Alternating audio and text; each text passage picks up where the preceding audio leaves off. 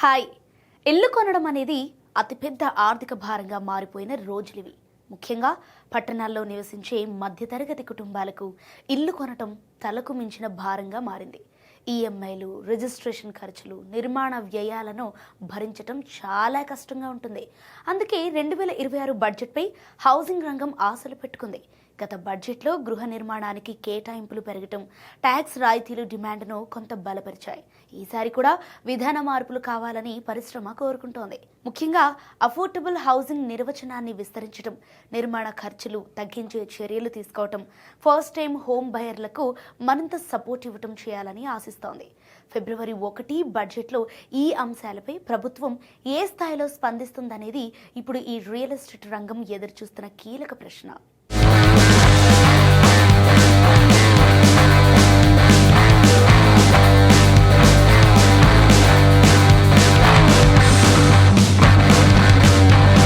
గత బడ్జెట్లో చూసుకున్నట్లయితే ప్రభుత్వం హౌసింగ్ రంగానికి కొంత ఊరటనిచ్చింది.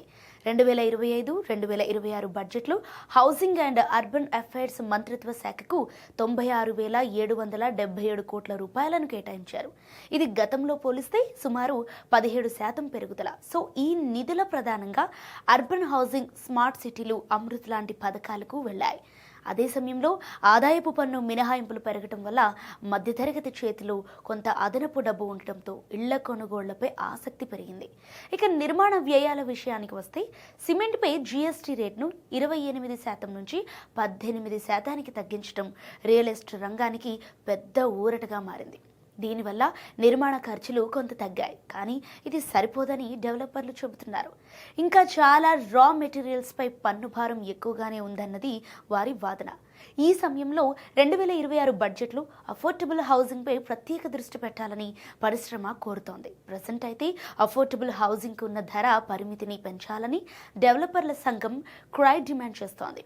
ఇళ్ల ధరలు భారీగా పెరిగిన పరిస్థితుల్లో పాత ధర పరిమితులు వాస్తవానికి సరిపోవటం లేదని చెబుతున్నారు.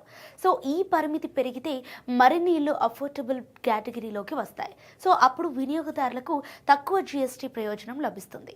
ఇటు డెవలపర్ల నిర్మాణం పనులపై జీఎస్టీ తగ్గించాలన్నది మరో కీలక డిమాండ్గా వినిపిస్తోంది. ప్రజెంట్ అయితే వర్క్ కాంట్రాక్టర్లపై 18% జీఎస్టీ పడుతోంది. దీన్ని 12% తగ్గిస్తే కనుక అపార్ట్మెంట్ ధరలు కొంత తగ్గే అవకాశం ఉందని చెబుతున్నారు. సో దీనివల్ల చివరికి లాభం హోమ్ బయర్కే చేరుతుందని రియల్ ఎస్టేట్ రంగం భావిస్తోంది. ఫస్ట్ టైం హోమ్ బయర్ల విషయంలో కూడా బడ్జెట్ నుంచి ఆశలు కూడా ఉన్నాయి. So credit linked subsidy scheme లాంటి పథకాలను మళ్లీ తీసుకురావాలని పరిశ్రమ సూచిస్తోంది. ఈ స్కీమ్ ఉంటే లోన్పై వడ్డీ భారం తగ్గి కొత్తగా ఇల్లు కొనాలనుకునే వారికి పెద్ద సాయం అవుతుంది. సో మొత్తంగా చూస్తే 2026 బడ్జెట్లో హౌసింగ్ రంగం కోరుకుంటున్నది కొత్త స్కీములు కాదు, ఉన్న వ్యవస్థను వాస్తవ పరిస్థితులకు అనుగుణంగా మార్చే నిర్ణయాలు. నిర్మాణ ఖర్చులు తగ్గితే, అఫోర్డబుల్ హౌసింగ్ పరిధి పెరిగితే, హోమ్ లోన్లు సులభమైతేనే ఇల్లు కొనడం మధ్యతరగతి కలగా కాకుండా సాధ్యమైన లక్ష్యంగా మారుతుందని పరిశ్రమ భావిస్తోంది. ఫిబ్రవరి 1న వచ్చే బడ్జెట్ ఆ దిశగా ఎంత ముందడుగు వేస్తుందనేది ఇప్పుడు అందరి దృష్టి.